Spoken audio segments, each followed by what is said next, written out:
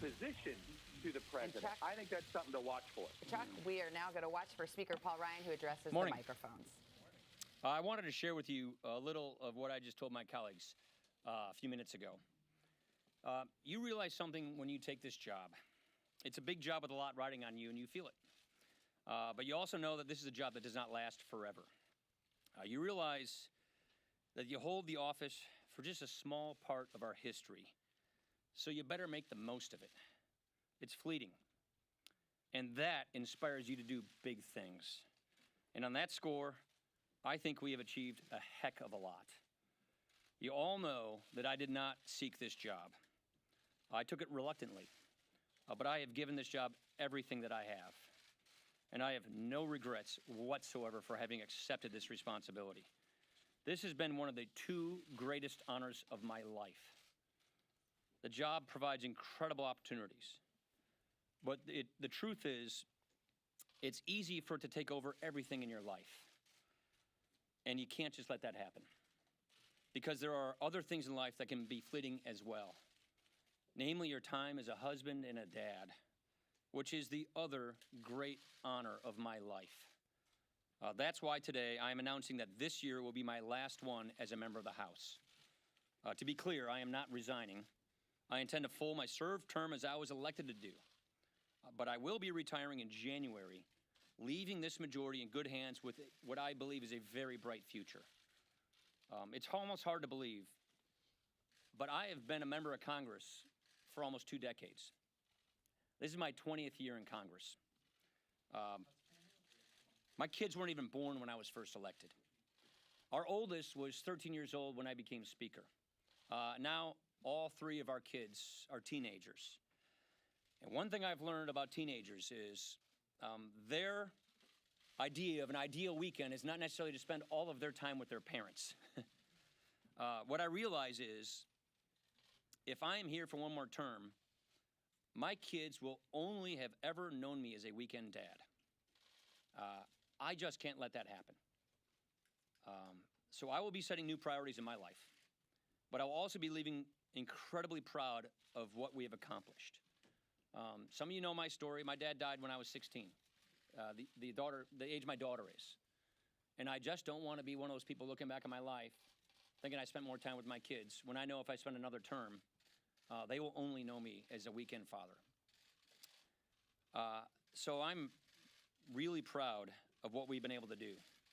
When I took this job, one of my conditions was that we aim high, that we do big things, that we fashion an agenda, that we run on that agenda, that we win an election, and then we execute that agenda. I am so proud that that is exactly what we have done and what we are doing right now. We've accomplished so much since then. Probably the 2 biggest achievements for me are, first, the major reform of our tax code for the first time in 36 years, which has already been a huge success for this country, and that's something I've been working on in my entire adult life. Second, something I got much, much more invested on since becoming Speaker, is to rebuild our nation's military. And after tax reform addressing our military readiness crisis, that was a top priority that we got done last month as well. These I see as lasting victories that will make this country more prosperous and more secure for decades to come. There are so many other things that we have gotten done. And of course, I'm going to look back proudly on my days at the Budget Committee and the Ways and Means Committee. But I don't want to be too sentimental here. I want to be clear, I'm not done yet. I intend to run through the tape to finish the year. Some of you wonder why I can't just do the normal politician thing, and which is to run and then retire after the election. That is what I'm told is the politically shrewd thing to do. I considered that. But just as my conscience is what got me to take this job in the first place, my conscience could not handle going out that way. I pledged to serve the people of Wisconsin in the 1st District honorably. And in order to serve the people in my district honorably, I have to serve them honestly. And for me to ask them to vote to re-elect me, knowing that I wasn't going to stay, is not being honest. So I simply cannot do that. So that's why I'm announcing this today. Again, I am proud of what this conference has achieved, and I believe its future is bright. The economy is strong. We've given Americans greater confidence in their lives. And I have every confidence that I'll be handing this gavel on to the next Republican Speaker of the House next year. So just to close, I said earlier that I didn't want this job at first, and most of you know this. I really actually didn't. But I have to thank my colleagues for giving me this opportunity and this honor.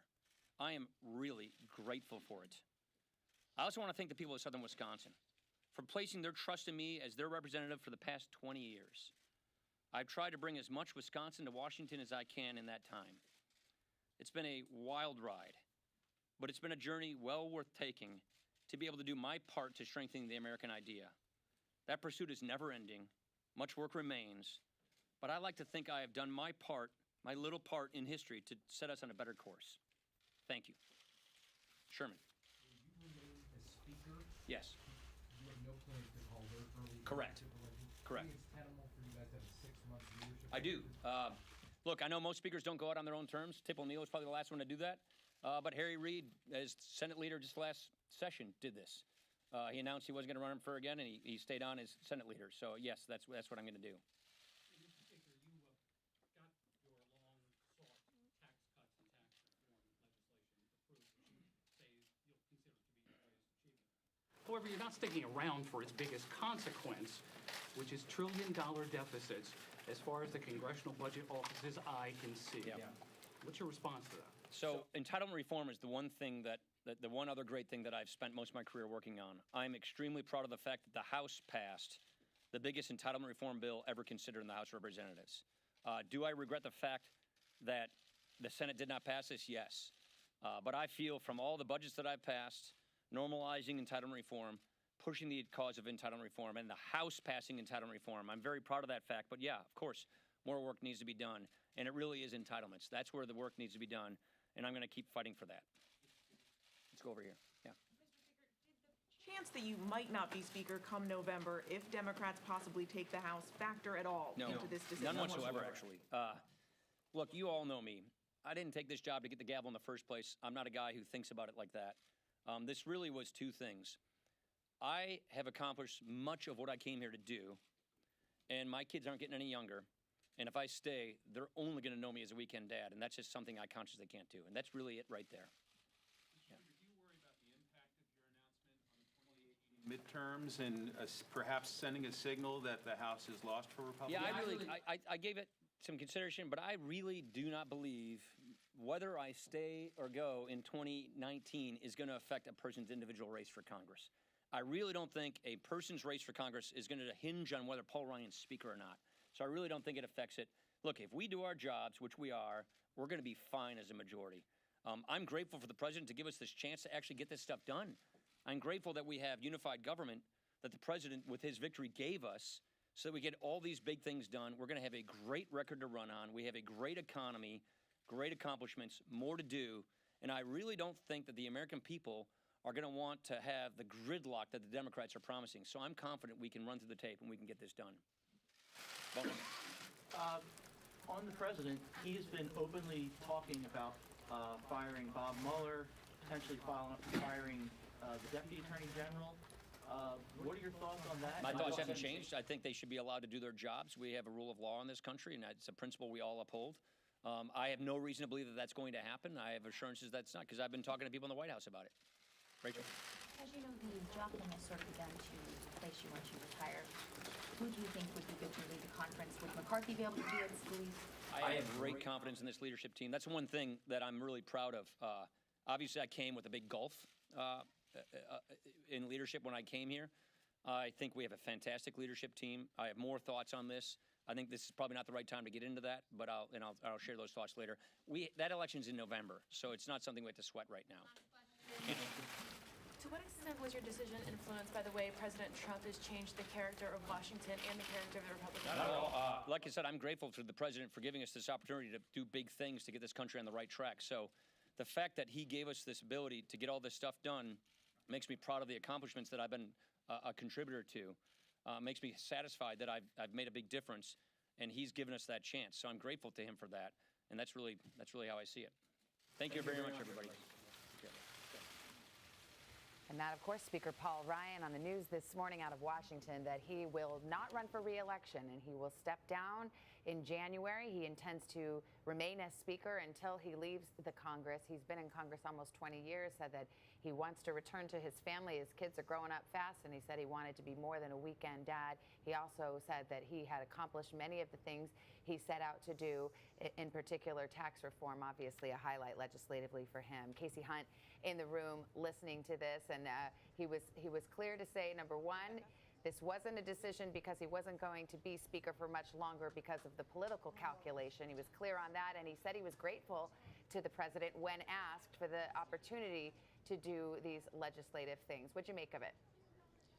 Well, Savannah, I thought, one thing that's very interesting about his decision here and the timing of it, and you heard him touch on this here, is that he is I wanted to share with you a little of what I just told my colleagues a few minutes ago. He could have decided you realize to go something ahead when you and take run, this and then job. after he won It's his a big job with a election, lot riding on announced you, and you feel that it. he was going to step down. But You you heard also him know that say this is a job that he does not felt last that would forever. not be honest to his You constituents. realize Now, that is a core part of his political brand, of course, but it's also part of who Paul Ryan is. And you have heard him talk about this throughout his time as Speaker in the spotlight, that he feels that a commitment to that honesty and that approach. So there certainly are Republicans who probably wish that he hadn't made this announcement right now, that he had continued on and run for re-election and step down if that's what he wanted to do. But clearly he is not wanting to do that. And you also heard him talk about his family, and we touched on this a little bit earlier. His kids, who are now teenagers, he has 3 kids. I covered them when they were younger, and he was Mitt Romney's vice presidential nominee, and they have sort of grown up with him in the spotlight, and he talked at some length about how he really wants to be there as their dad in their final years at home now that they are getting older. But there is this fundamental political reality here, which was, again, this is already a thankless job, a difficult position for Paul Ryan, both because of the makeup of the Republican conference and also because of his relationship with President Trump. So this makes sense considering that they're looking at potentially losing their majority, and so stepping aside, making way for somebody who maybe has a better relationship with the president, or at least somebody who maybe the president listens to more closely or wants in that job, makes sense at this point in time. Casey Hunt with the big news on Capitol Hill. Thank you so much. Just a few seconds left remaining with Peter Alexander. I thought it was notable. You covered the Romney campaign, so you certainly covered the vice presidential candidate, Speaker Ryan. He said it more than once. I never wanted this job, and he didn't have it for too long. 2.5 years by Washington standards. That's not long, but he seems ready to go, ready to hang it up. It was a tough job for John Boehner. It's proven to be an even tougher job, in effect, for Paul Ryan, who didn't really want it, as you know, from the very beginning. When we were speaking, before he spoke, we said he was the 24th Republican to announce he wouldn't be running for re-election. Even in the time we were talking, we've learned there's a 25th, a Republican from Florida, who's not going to be running as well. That's a lot of Republican seats they're going to have to protect this fall in a very difficult climate. The president's been on a losing streak nationally in terms of some of these latest elections, lost a congressional race, obviously, in Pennsylvania recently. The Republicans have a tough go ahead of them right now. They do, and a lot of people are talking about the midterms. This is that time of year in Washington when the business kind of stops, and it's all politics until the midterms. So it's good, an interesting development today. Peter, thank you. Casey Hunt, Kristen Welker, Chuck Todd. Lots more right now on NBC News.com.